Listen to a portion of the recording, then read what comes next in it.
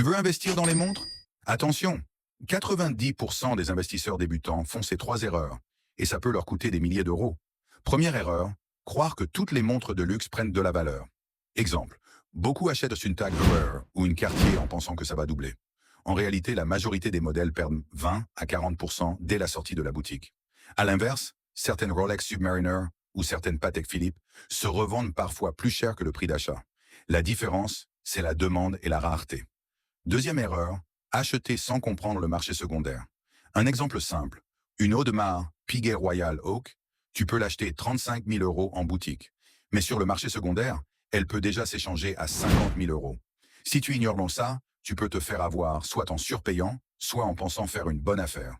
Toujours comparer avec le prix du marché gris, des enchères ou de Chrono 24. Troisième erreur, négliger l'état et la provenance.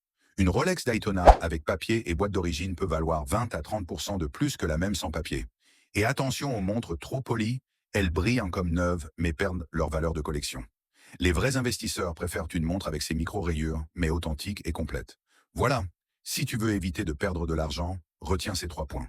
Toutes les montres ne prennent pas de valeur. Vérifie toujours le marché secondaire. L'état et les papiers sont essentiels. Si tu veux d'autres conseils pratiques pour bien investir dans les montres, abonne-toi. Je vais partager mes meilleures stratégies.